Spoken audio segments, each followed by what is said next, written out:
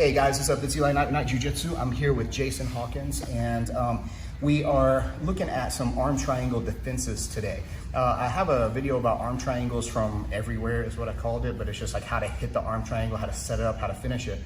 But when you get yourself in that position, you have to understand kind of the mechanics of it. And if you do, then you understand energetically and structurally how you can escape. But I'm gonna take you through what I feel like are three and a half, kind of, we'll talk about why, escapes from this arm triangle position. Now again, escaping any kind of submission is a bit of a Hail Mary because you're already late getting there. You're already late enough that the guy got into position, he's almost about to finish the submission. So that's kind of the context to begin with. If I'm here and Jason has done something good and I've done something bad to get me in this position, he's already moved off to the side, which is a good place to finish the arm triangle. He can finish from mount too, but this is a little more effective. It tends to be to finish from the side over here. He may be sprawled, he may be both knees up and both knees down. Whatever it is he's got this in tight. The first thing I want to do is a bit of an early escape, and what I'm trying to look for here is I'm actually going to like twist toward the direction of the choke here like this, but then I'm going to turn toward him and try to backstroke this elbow to the floor as hard as I can this way.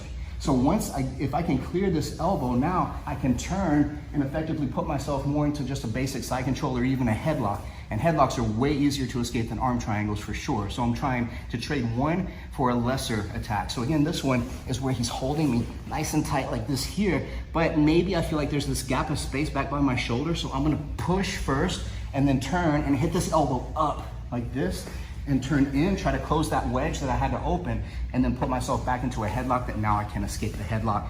Another video on that altogether, headlock escapes. But if he has me in this triangle, it's a little tighter, like this here, and so his head's down, I don't feel like that's gonna happen, then I'm gonna try that one first. So this is the idea. I'm gonna push this way if I wanna go that way, and if I wanna go that way, I'm gonna push this way first.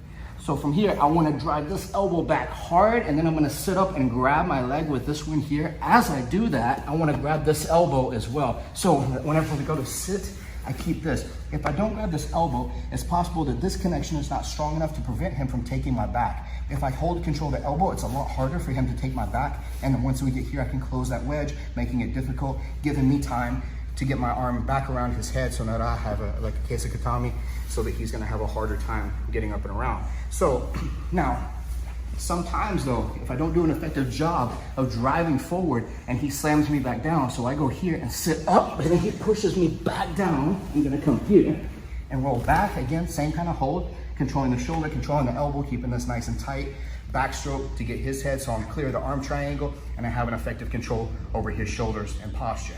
So one more time on this one, whenever I go here, grab, start to sit up, he holds, he pushes me back down. I ride with his energy to take him back over. If he's pushing that direction, I accelerate and accentuate his energy to roll him back to position, get this one out so he doesn't take my back and doesn't finish the arm triangle from bottom possibly. Now, the reason I said in the beginning like 3.5 maybe is because I have an honorable mention.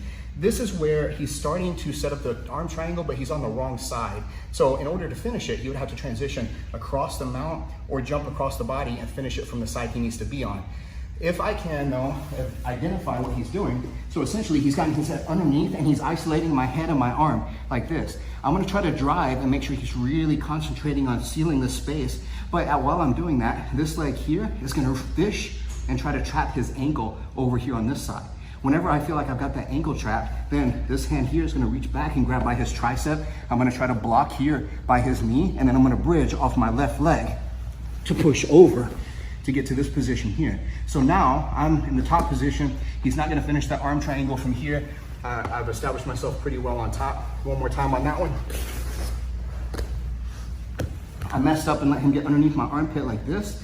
So I'm gonna try to get it back out to be safe, but if he's really doing a good job of sealing that up, I'm gonna go ahead and catch that ankle over here where it should be. I'm gonna block here like this. This hand is gonna C-clamp here by his tricep.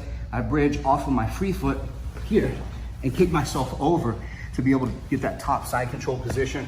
I'm out of the danger of the arm triangle. I'm on top, so things are a lot better now. So again, guys, for me, these are some of the most useful arm triangle escapes if I'm late and I get myself there.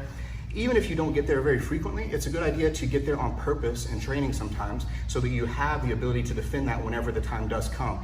Always put yourself in bad positions in training so that you know how to work out of those. you'll get to a point sometimes where you're the best person in your group that you're training with. And whenever that happens, you can go in and you can dominate and dominate. The problem is you're not doing anything to really better yourself. You're just reinforcing your strengths. So if you want to really embolden your weaknesses and make those weaknesses not so weak, allow yourself to get in some bad positions sometimes in training and rolling. And then that way you have to constantly work out and you're always improving.